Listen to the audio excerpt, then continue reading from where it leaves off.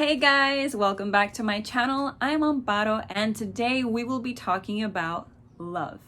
I'm going to talk about love in young adult literature, specifically my book BLAZEWRATH GAMES, which comes out on October 6th. This book does have romance, but it's for the side characters, or a few of the side characters. My main character, Lana, is more focused on being the best athlete that she can be in the BLAZEWRATH World Cup. So she's basically just looking to be the best representative for her country possible. I really wanted to explore the idea of disillusionment when it comes to having someone you admire, whether it's because they're your hero or your icon in a specific art or hobby that you, or an activity that you personally love doing and that you aspire to be a professional in. That's what happens with Lana. She has a hero. His name is Takeshi Endo, and he is from Team Japan, or was from Team Japan. Unfortunately, Takeshi has not been a player for the past 2 years. He's actually been missing. So when the book starts, you know that Takeshi is her favorite player, and you also know that he's gone because he is rumored to be hunting down the murderer of his dragon steed. So that's not a huge spoiler, don't worry. I'm spoiling a little bit, but it's not like major. So the book starts out with the world thinking that this boy, this brilliant, gifted athlete who everyone thinks is going to be the best BLAZEWRATH player in history, he's missing. He doesn't want to play anymore.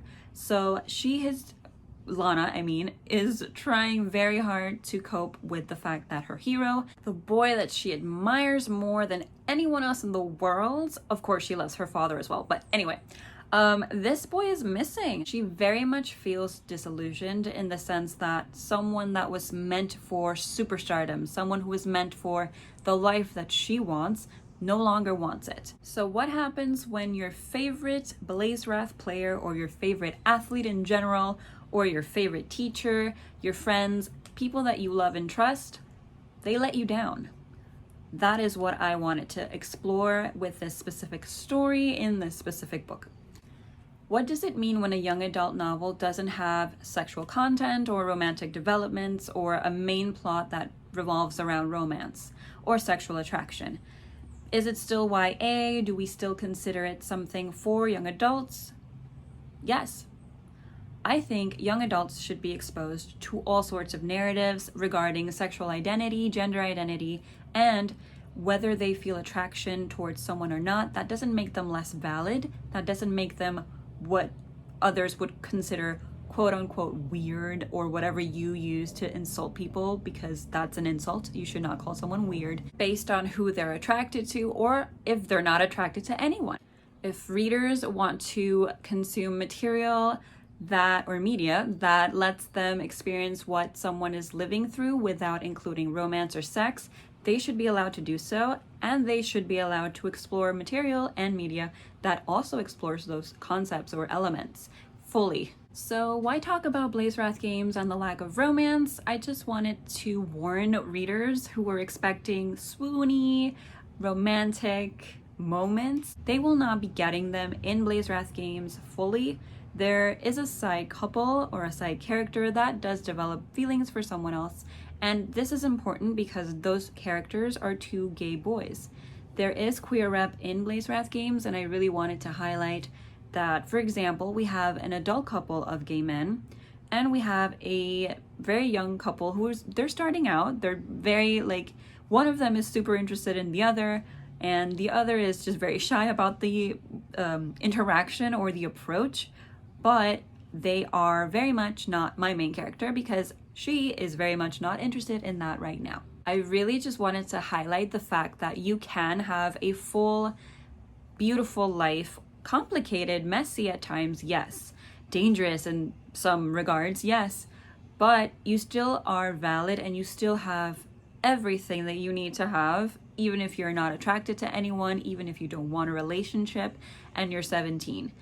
Even if the entirety of books for 17-year-olds, 16-year-olds feature love or sex in some way, that doesn't mean that everyone is the same way. If you don't want any of those things, that doesn't make you less cool or less awesome, because you still are those things. I do want to emphasize that Lana, my main character, she is not aro or ace, aromantic, asexual. She is very much attracted to boys. So this brings me to shipping, actually, because once the book is published or it's out of your hands as an author, people will ship characters even if they never share a single scene together. And I have heard from my team that some of the people who've read this book at Page Street thought that some characters were actually going to end up together, that some of them were endgame, and others were just kind of like confused whether they should ship them or not. Once a book hits a reader's hands, it's their book. I, as an author, have nothing to do with how they decide to interpret relationships in terms of romantic or sexual tension. I personally ship characters from movies, TV, and books all the time. Sometimes these characters don't share a single scene together, and sometimes they share all the scenes together, but they just don't ever fully commit to being together. And it's frustrating, but I think that people just latch on to characters and they want them to do what they want them to do. And if they don't do those things, then that book or that movie or that television show can be frustrating and disappointing in some respects. So I understand that frustration as a viewer and a reader, but if you want to ship my main character or any main character from anything you read or watch, you can do that. That's fine. No one should tell you otherwise. I mean, in terms of well, of course, there are some exceptions. I'm not huge on shipping family members with each other. That definitely is not my thing, personally. But if you want to ship someone with someone else, whether they are canon or endgame or not, that's up to you. Because remember, this is now yours. This is in your hands. So it belongs to you. Personally, I think shipping should be a national holiday. There should be like a celebration of shipping. For characters. Remember, for fictional characters, if you ship real people with each other, that's a little trickier and it doesn't necessarily end well for the shipper because people have minds of their own, as I'm sure you've noticed. People have will. And just because you want them to be together doesn't mean that they are going to be together in real life. So my vote is for fictional shipping. I am all in for fictional shipping. I think shipping is a natural result of wanting people to be together because you want or believe in happy endings. And I think that that's wholesome and sweet and also quite frustrating as an author because you don't necessarily share the vision that your reader or your readers have for your specific characters or a specific story, a relationship, a dynamic. I guess at the end of all of this, what's left to say is yes, you can write young adult novels, whether they're contemporary, fantasy, thrillers, horror, whatever you want to write, that don't have romance or sex. It's okay. They are still young adult novels. You are still valid as a writer, and the readers are still validated in however they wish to either ship or not ship characters in your story. And if a reader does not want romance for whatever reason, maybe they're fatigued of love stories, especially if it's quite convoluted and the entire point of your story, whether it's a series or a standalone, is the romance, some readers will stay away from it, but that doesn't mean that your book is less important or less good. It just means that there's something about it that others will not gravitate towards, and that's fine. I don't read a lot of books, and trust me, I'm not disrespecting anyone. I'm just saying read what you want to read. It's fine. I will say though that I read a lot of YA, specifically young adult fantasy, but I love, as I said earlier, I don't know how many times I've said it now, but yes, if there is a romantic subplot or the romance is the main element in a story, I will read it. I will also read anything without romance. I am quite a broad reader. I really don't have a preference. But if there's romance, I will not be put off by the fact that there is a romance. However, it just depends on how that romance is actually developed, because if it's too contrived or it's quite sexist in some respects or entirely sexist, I will not be enjoying myself, trust me. So yeah, I think it's all in the execution rather than the fact that there is or isn't romance or a love story. But I think friendship stories are amazing, and there should be more books geared towards exploring friendships in YA in middle grade. I think middle grade covers it a little bit better than YA. I feel like YA is very much either there's romance and a lot of it, or there's no romance and there's just a quest and we have to beat the bad guys, and yeah, cool, which is great.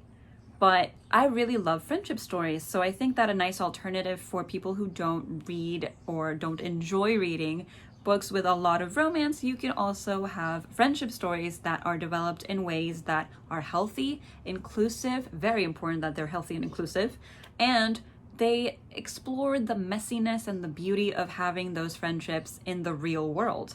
So I'm curious, do you like love stories or do you not like love stories? Do you prefer books to have romance, or are you fine with reading books that don't have any romance? I'm very curious to know what you think about that. What are some books that you absolutely love because the tension between characters is wonderful, even if they're not a couple or endgame? Which characters do you ship with each other or ship together? This can also be for movies and television, so if it's not so much book related, you can also include that as well. Before I go, I did want to emphasize that the pre-order campaign, or pre-order giveaway I should say, for BLAZEWRATH Games is open. We're doing it right now. You could win this beautiful Sol de Noche Funko Pop. Sol de Noches are the Puerto Rican dragons in the book. I was gonna say in the game. Anyway, in the book. And this is actually the custom Funko that Melanie Pacheco made for the pre-order campaign. One grand prize winner is going to win this baby and an enamel pin from Sent from Mars. It's a dragon and a tiny little flame. So I think those are worth their time. It's covered in fire, you guys, like in the book. I will leave a link to the pre-order giveaway sign up right below this video. I hope you have a lovely day or evening. As always, stay awesome. Bye!